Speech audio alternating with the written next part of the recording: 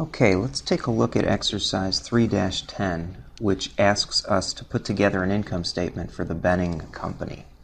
We have certain information that's provided. The income statement for the month of July shows net income of $1,400 based on service revenues of $5,500, supplies expense of $1,200, wages expense of $2,300, utilities of $600.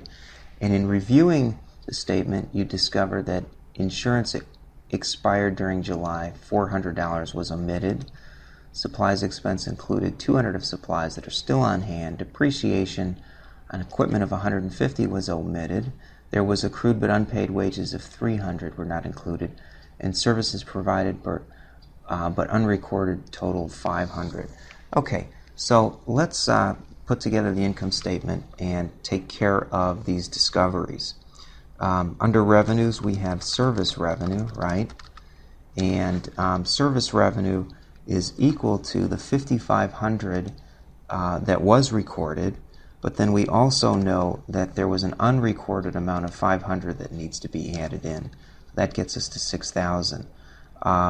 Then for expenses, what's the largest expense we have?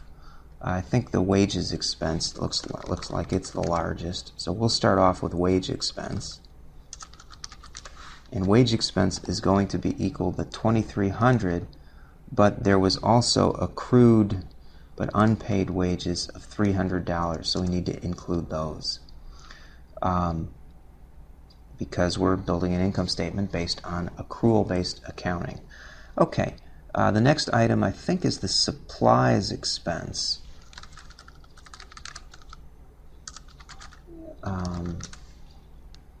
And supplies expense, they said, was $1,200, but we know that $200 was still on hand. So what that means is we have to subtract out the $200 because really the only supplies expense, which means an expired cost, was $1,000. Okay, next we have utilities expense. And utilities expense was $1,200, but they tell us that, what do we have? I'm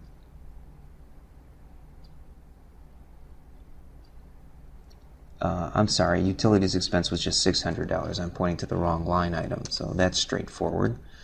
After utilities expense, we have insurance expense.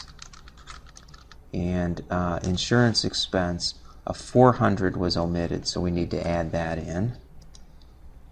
And it expired during the month of July, so it flows to the income statement rather than being prepaid insurance on the balance sheet. And the last item we have is depreciation expense was also omitted. I gotta say that correctly. So we tackle in that $150. Okay, once we do that, we can just sum these and then subtract the expenses from revenue. So I'll take the revenue less the expenses. And we've got net income of $1,250, and that's the answer to this one. Thanks, everyone.